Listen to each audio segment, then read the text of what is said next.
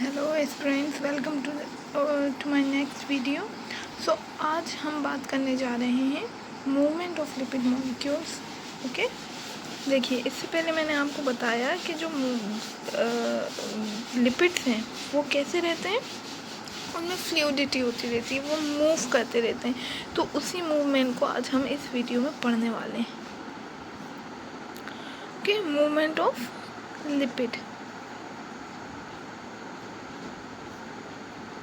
molecules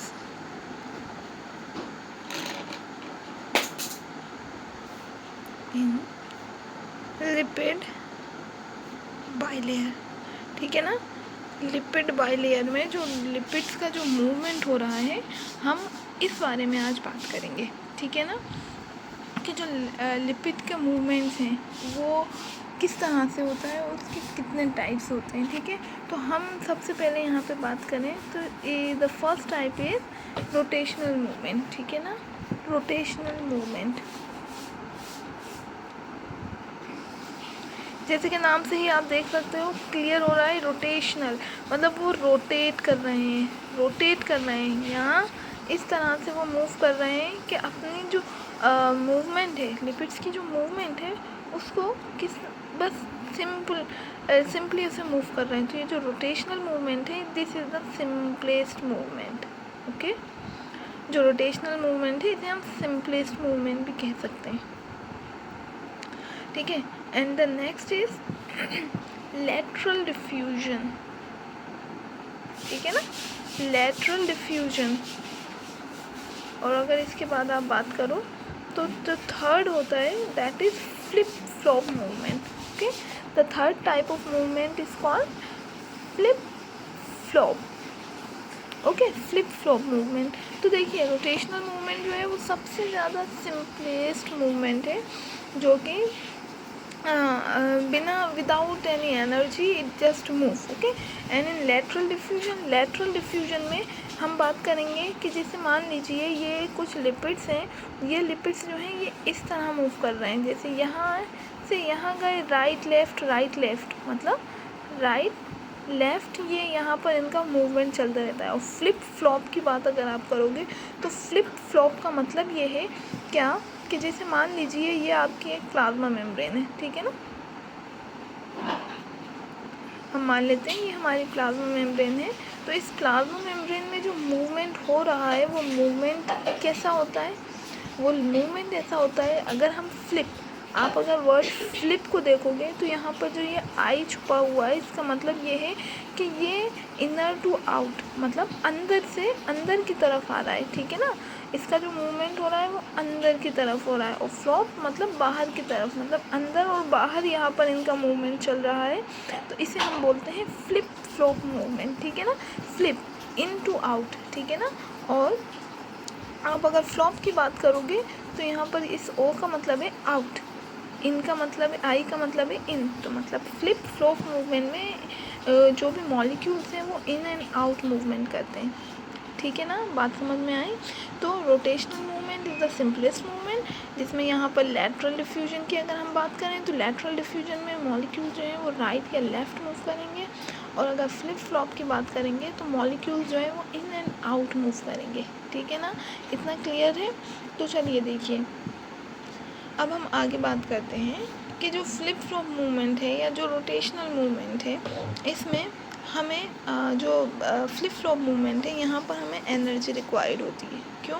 क्योंकि अगर हम यहाँ पर नॉर्मली अगर हम बात करें तो यहाँ पर मॉलिक्यूल्स जो है वो अंदर की तरफ जाना है या बाहर की तरफ जाना है। ठीक है ना, तो यहाँ पे आपको एनर्जी के साथ साथ यहाँ पे कुछ आपको हेल्पर प्रोटीन की भी ज़रूरत पड़ेगी, जो आपको इस चीज़ को हेल्प करने में, जो अंदर या बाहर करने में हेल्प करेंगे, जैसे कि इन या आउट किसी भी मॉलिक्यूल को ले जाने में आपकी हेल्प करेंगे। हम खुद से ये नहीं कर सकते हैं, तो इसके लिए हमें कुछ प्रोटीन्स की ज़रूरत पड़ेगी जो इस चीज़ को करने में हेल्प करेंगे। तो उन प्रोटीन्स के बारे में हम आगे पढ़ेंगे, लेकिन अभी मैं आपको बस छोटा सा बता देती हूँ। एक होता है फ्लीपेज, है ना। तो वो फ्री पेज जो है वो हमें हेल्प करेगा मूवमेंट को इन एंड आउट करने में, ठीक है ना।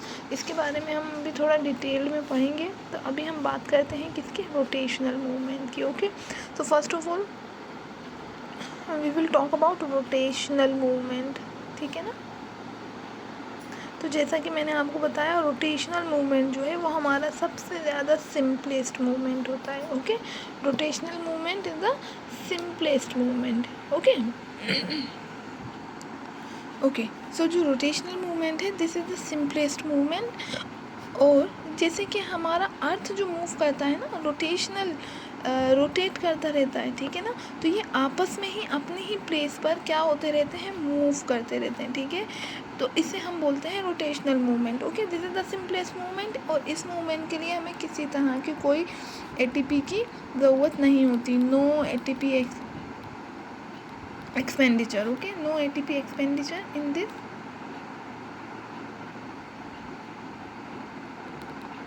This movement. ओके, तो रोटेशनल मूवमेंट की अगर आप बात कर रहे हो तो रोटेशनल मूवमेंट ये सबसे ज़्यादा सिंपल मूवमेंट होता है। और ये एक तरह से जैसे हमारी अर्थ मूव करती है, हम बिल्कुल कह सकते हैं कि वैसे ही ये अपनी ही जगह पे खड़ा है और अपनी ही जगह पे खड़े होकर मूव कर रहा है। जैसे कि ये अपनी ही जगह पे खड़ा है और ये देखो आप, ये यहाँ पर ये मूव कर रहा है। तो इसे हम बोलेंगे क्या, ये रोटेशनल मूवमेंट, ठीक है ना।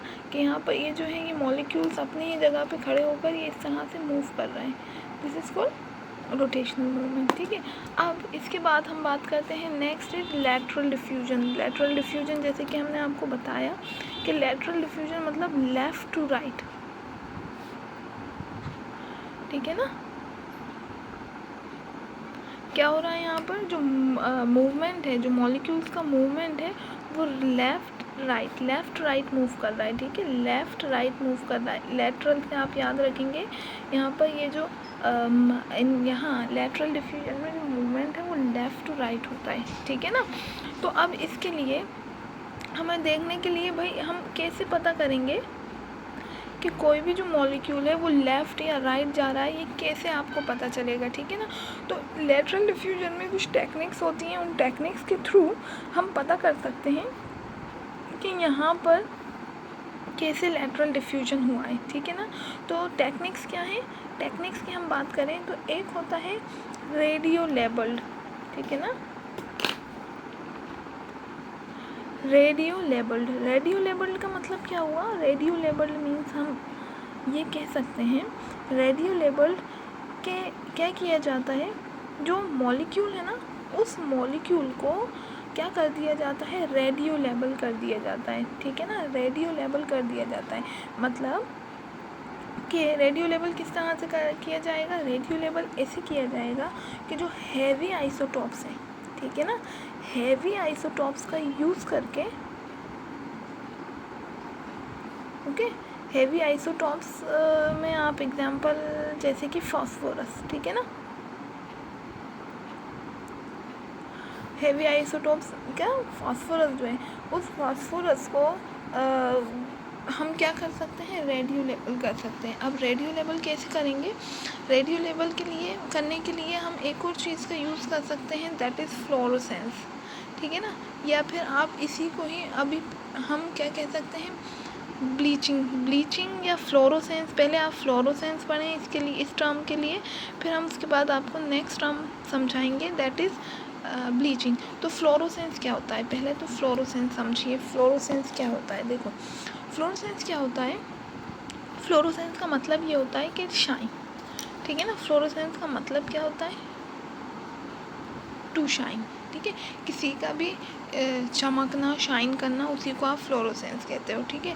तो अब देखिए यहाँ पर फ्लोरोसेंस होता कैसे है, पहले तो आप ये समझो फ्लोरोसेंस एक्चुअली होता कैसे है, चमक कैसे होती है। तो यहाँ देखिए आप, जैसे मान लीजिए कोई भी एक इलेक्ट्रॉन है, ठीक है ना, कोई भी एक इलेक्ट्रॉन है और वो अपने किस स्टेट में है, वो अपने ग्राउंड स्टेट में है, ठीक है ना।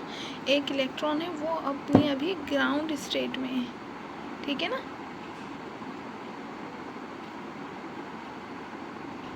वो जो इलेक्ट्रॉन है वो ग्राउंड स्टेट में है, ठीक है। अब अगर उस इलेक्ट्रॉन को जब एक्स्ट्रा एनर्जी मिलती है, ठीक है, जब उस इलेक्ट्रॉन को एक्स्ट्रा एनर्जी मिलती है, when this electron gets extra energy, तो अब भाई एनर्जी मिली है, तो आप खुद सोचो जब एनर्जी मिलेगी तो वो क्या करेगा, भागेगा, कूदेगा, एक्साइटेड होगा बहुत ज़्यादा कि अरे मेरे पास तो ये है, मेरे पास तो वो है, ठीक है ना। तो ये सोचते हुए वो क्या हो जाएगा भाई, एक्साइटेड हो जाएगा, ठीक है ना। वो अपनी किस स्टेट में पहुंच जाएगा, एक्साइटेड स्टेट में पहुंचेगा, ठीक है। अब वो जब एक्साइटेड स्टेट में पहुंच गया है, वो इलेक्ट्रॉन जो अपने एक्साइटेड स्टेट में पहुंच गया है, अब उसे यहाँ पहुंचकर समझ में आ रहा है कि अरे यहाँ तो भाई मुझे तो जम नहीं रहा, मुझे तो वापस अपनी ही किस में जाना है, वापस मुझे तो अपने ग्राउंड स्टेट में ही जाना है, मेरे को तो यहाँ पे अच्छा नहीं लग रहा, मैं एक्साइटेड होकर इस स्टेट में पहुँच तो गया हूँ, मैं इतने ऊपर आ गया हूँ, लेकिन ये जो है ये मेरे लिए फ़िलहाल मुझे अच्छा नहीं लग रहा, ठीक है। तो ये इलेक्ट्रॉन क्या करता है, ये इलेक्ट्रॉन अपनी उस एनर्जी को, जो उसने एनर्जी ली थी, उस एनर्जी को ये क्या कर देता है, उस एनर्जी को ये रिलीज़ कर देता है, ठीक है ना। जो एनर्जी इसने ली थी उस एनर्जी को ये रिलीज़ करता है ना, रिलीज द एनर्जी, ठीक है ना। वो जो एनर्जी इसके पास थी, जो जिस एनर्जी ने इसे एक्साइटेड स्टेट पे पहुंचाया था, उस एनर्जी को ये रिलीज़ कर देता है in the form of light, ठीक है ना। Release the extra energy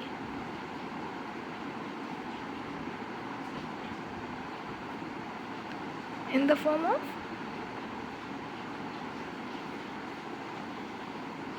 light, ठीक है।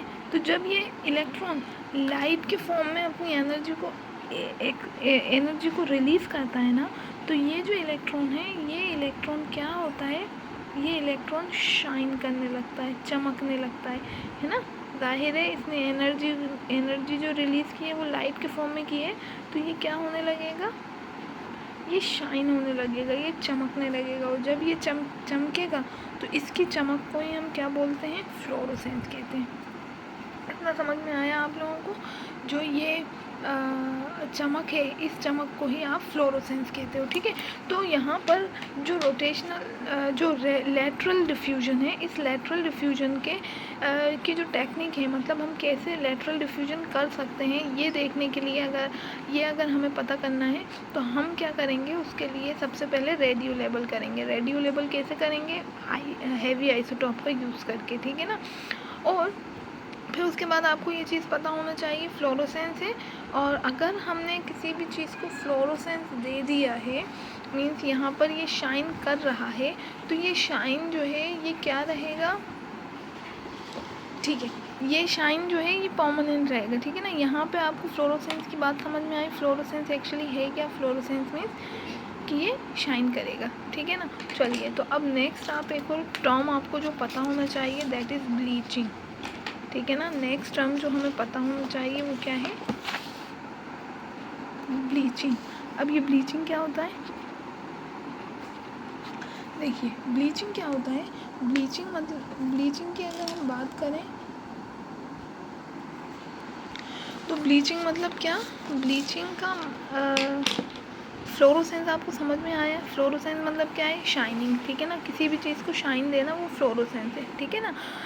तो वो जो फ्लोरोसेंस है, उस फ्लोरोसेंस को क्या कर देना, रिमूव कर देना, ठीक है ना। फ्लोरोसेंस को क्या कर देना, रिमूव कर देना, उसे हम बोलते हैं ब्लीचिंग, ठीक है ना। Remove the fluorescence, that is called bleaching. और ये जो ब्लीचिंग है, दिस इज़ परमानेंट, ठीक है ना। जो ब्लीचिंग है ये क्या होती है, परमानेंट होती है। इसको हम एक बार अगर हमने फ्लोरोसेंस को क्या कर दिया है, शाइनिंग को हमने ख़त्म कर दिया है, ब्लीच कर दिया है। ब्लीच मतलब कि एक तरह से उसको हटा देना, अगर हमने ये कर दिया है तो ये परमानेंट है, इसके बाद ये फिर से फ्लोरोसेंस नहीं आ सकता है। ये बात आपको बिल्कुल क्लियर होना चाहिए कि अगर आपने एक बार किसी भी मॉलिक्यूल को ब्लीच कर दिया है तो वो परमानेंट है, उसका फ्लोरोसेंस ख़त्म हो चुका है, वो फिर से शाइन नहीं करेगा, ठीक है ना। ये बात क्लियर है, ओके। अब हम आगे देखते हैं, ठीक है ना। जैसे जो ब्लीचिंग है, वो ब्लीचिंग अगर लाइट के थ्रू हो रही है, ठीक है ना, कोई भी ब्लीचिंग अगर लाइट के थ्रू हो रही है तो हम उसे बोलेंगे फ़ोटो ब्लीचिंग, ठीक है। जैसे मान लीजिए ये एक लिपिड का मॉलिक्यूल है, ये लिपिड मॉलिक्यूल है, और ये जो लिपिड मॉलिक्यूल है, इस लिपिड मॉलिक्यूल को आपने क्या करा है, ब्लीच किया है, ठीक है ना, और लाइट के थ्रू ब्लीच किया है। तो आपको पता है जब भी हम लाइट का यूज़ करते हैं तो वहाँ पर फ़ोटो वर्ड ज़रूर आता है, तो यहाँ पर फ़ोटो ब्लीच की हम बात करेंगे, ठीक है ना।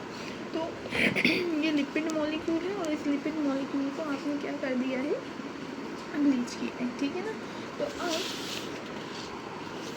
आपने क्या किया, इसको फ़ोटो ब्लीच जब किया, ये शाइन कर रहा था, आपने जब इसे फ़ोटो ब्लीच किया तो ये जो शाइनिंग थी इसकी, ये शाइनिंग क्या हो चुकी है, अब यहाँ से ये एंड हो गई है, यहाँ से इसकी शाइनिंग ख़त्म हो गई है। आपने यहाँ पे जब फ़ोटो ब्लीच किया,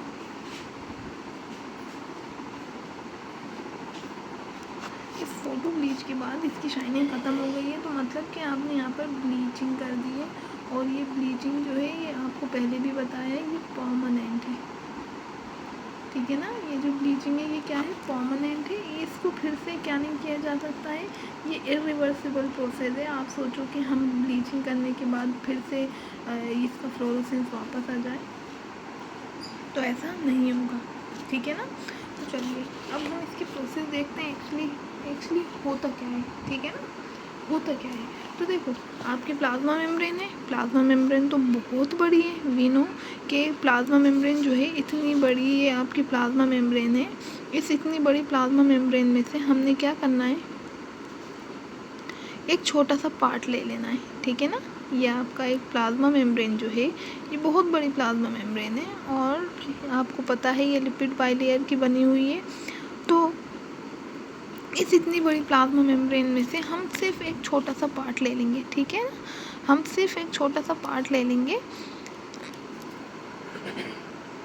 तो ये जो है ये पूरी तरह से अभी फ़िलहाल सपोज़ ये आपका एक छोटा सा पार्ट ले लिया है हमने प्लाज्मा मेम्ब्रेन का, ठीक है ना, ये हमने प्लाज्मा मेम्ब्रेन का पार्ट ले लिया है, और यहाँ पर हर मॉलिक्यूल जो है, every molecule is have the fluorescence, यहाँ पर हर मॉलिक्यूल के पास क्या है, फ्लोरोसेंस है, ठीक है ना। बात समझने की कोशिश करेंगे, यहाँ पे हर मॉलिक्यूल के पास आपको फ्लोरोसेंस दिख रहा है, मतलब कि ये 100% फ्लोरोसेंस है, ये पूरा जो पोर्शन है ये 100% फ्लोरोसेंस है, ठीक है।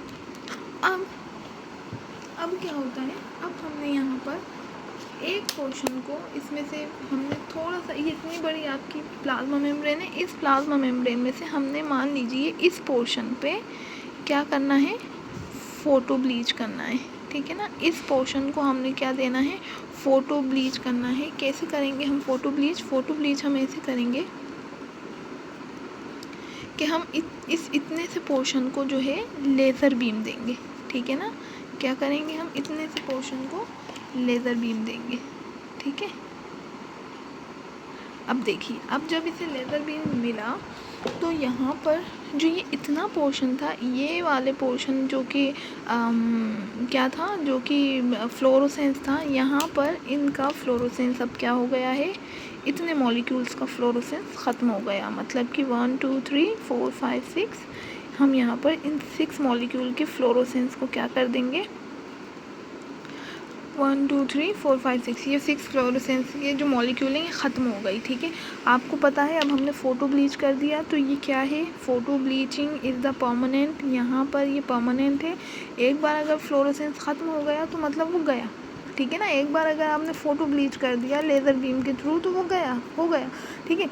अब आपने फ़ोटो ब्लीच कर दिया है, ठीक है ना, लेकिन अब ठीक है, अब ये करने के बाद आप हो गए हैं बिल्कुल चिल, आप हो गए हैं चिल, और आपने इसको कुछ वक्त के लिए छोड़ दिया है, और उस वक्त में हमने कर लिया है क्या, चाय पार्टी, ठीक है।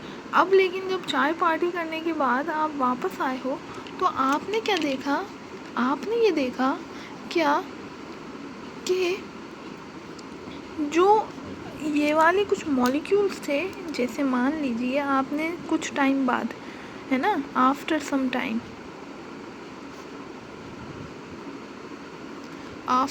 टाइम आपने क्या देखा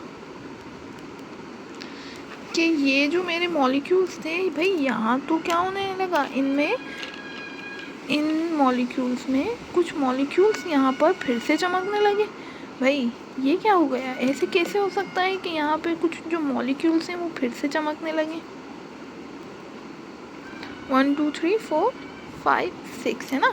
यहाँ पर देखा हमने कि यहाँ पे जो कुछ मॉलिक्यूल्स थे वो क्या होने लगे? फिर से शाइन करने लगे, है ना, फिर से चमकने लगे। जैसे ये इसकी हम बात करें 1 2, ठीक है ना, 3, ओके। इस तरह से अगर आप देखोगे तो यहाँ पे ये फिर से शाइन करने लगे। लेकिन हमने पढ़ा है क्या कि भाई जो फ़ोटो ब्लीच है वो तो परमानेंट है, उसके अगर एक बार अगर फ़ोटो ब्लीच हो गया, फ्लोरोसेंस चला गया, तो ये तो फिर से आना ही नहीं है, ठीक है ना। तो इसका क्या मतलब हुआ? अब इसका मतलब ये हुआ कि जैसे यहाँ इतने को आपने क्या किया था, 1 मिनट, हाँ, आपने इन 6 पे फ़ोटो ब्लीच किया था ना, लेकिन यहाँ वाले जो हैं, जैसे मान लीजिए ये जो हैं 1 2 और इसकी हम बात करें 1 2 3, ठीक है। यहाँ जो है, यहाँ तो इनको तो हमने ब्लीच नहीं किया था, यहाँ पे हमने कोई लेज़र बीम नहीं दिया। ये जो मॉलिक्यूल्स हैं, ये मॉलिक्यूल्स तो हैं ही, ठीक है ना। तो अब आपने क्या देखा? अब हमने ये देखा कि जब टाइम कुछ गुजर गया तो हमने देखा यहाँ पर यहाँ की अगर आप बात करोगे,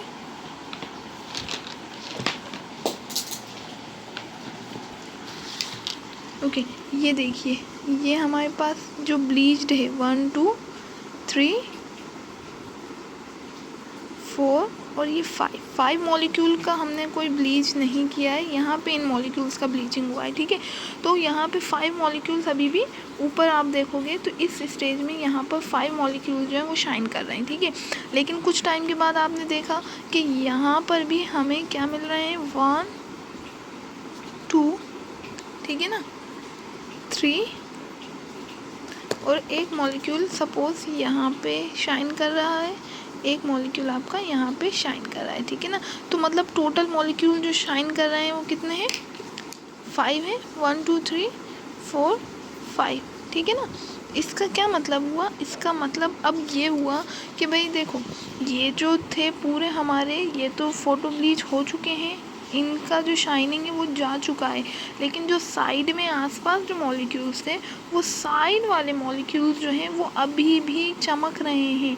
तो मतलब ये हुआ कि भाई ऊपर जब मैंने देखा था तो वो 5 मॉलिक्यूल जो शाइन कर रहे थे, जिनका फ्लोरोसेंस हमने ख़त्म नहीं किया था, वो आपने कुछ टाइम बाद देखा कि वो आगे बढ़ गए हैं। मतलब क्या हो गया है कि जो मॉलिक्यूल यहाँ थे वो इधर आ गए हैं, लेफ़्ट राइट उनका मूवमेंट चल रहा है, ठीक है। तो इसी लेफ़्ट राइट मूवमेंट को हम क्या बोलते हैं? Lateral diffusion. बात समझ में आई? अगर बात समझ में आई तो लाइक एंड शेयर और सब्सक्राइब कर लीजिए अगर आपको ये टॉपिक समझ में आया है तो। देखो क्या हुआ है यहाँ पे हमने क्या किया, यहाँ पर हमने एक प्लाज्मा मेम्ब्रेन का एक पार्ट लिया जो कि 100% फ्लोरोसेंस का था, ठीक है ना। उस प्लाज्मा मेम्ब्रेन के पार्ट में आपने थोड़ा सा पार्ट क्या कर दिया है, उसको थोड़े से पार्ट को लेज़र बीम दे दिया है, ठीक है। जब हमने उस थोड़े से पार्ट को लेज़र बीम दिया तो उसका हो गया है फ़ोटो ब्लीच, जो कि परमानेंट है, ठीक है ना। अब फ़ोटो ब्लीच देने के बाद आपने कर लिया है थोड़ी देर रेस्ट, ठीक है ना। जब हमने थोड़ी देर रेस्ट कर लिया तो आपने देखा कि जो मॉलिक्यूल्स आपने फ़ोटो ब्लीच कर दिए थे वो तो फिर से चमकने लगे, ये फिर से चमकने लगे। अरे भाई ये कैसे हो गया? ये तो हो ही नहीं सकता ना कि हम एक बार अगर लेज़र बीम दे दें या फ़ोटो ब्लीच कर दें किसी मॉलिक्यूल को तो वो तो परमानेंट उसकी शाइन चली जाएगी। जब हमने ये बात पढ़ ली है कि परमानेंट शाइन जाएगी तो यहाँ पर तो परमानेंट जाना चाहिए था, उसकी शाइन वापस आ ही नहीं सकती। तो जब उसकी शाइन वापस नहीं आ सकती तो हमने फिर थोड़ा सा और से देखा कि अच्छा देखो ऊपर जो थे 5 मॉलिक्यूल जो थे, वो 5 मॉलिक्यूल जो शाइन कर रहे थे वो भी नीचे वाली लाइन में भी वही 5 मॉलिक्यूल्स हमें मिल रहे हैं, ठीक है ना। मतलब वही 5 मॉलिक्यूल जो ऊपर थे वही उतने ही शाइन कर रहे हैं। तो मतलब मुझे ये समझ आया इससे कि जो शाइनिंग मॉलिक्यूल्स थे जो शाइन कर रहे थे वो धीरे धीरे वक्त के साथ क्या होते गए, मूव करते गए, लेफ़्ट टू राइट उनका मूवमेंट चलता रहा।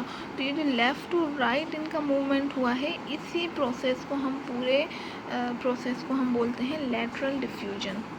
बात समझ में आई? ओके। और ये जो लैटरल डिफ्यूजन है, इस लैटरल डिफ्यूजन को या लैटरल मूवमेंट को बोला जाता है, इसको किस टेक्निक से हम इसको प्रोसेस को हम पूरा देखते हैं, इस पूरे प्रोसेस को हम देखते हैं किसके थ्रू, ब्लीचिंग के थ्रू, रेडियो लेबल के थ्रू, ठीक है। और ये जो पूरा प्रोसेस है, इस पूरे प्रोसेस को कहा जाता है फ्रैप। इस पूरे टेक्निक को बोला जाता है फ्रैप टेक्निक, ठीक है ना। ये जो पूरा टेक्निक है, this technique is called FRAP technique. FRAP मतलब क्या हुआ, फ्रैप का मतलब हुआ फ्लोरोसेंस, ठीक है ना, fluorescence recovery after photo bleach, ठीक है ना।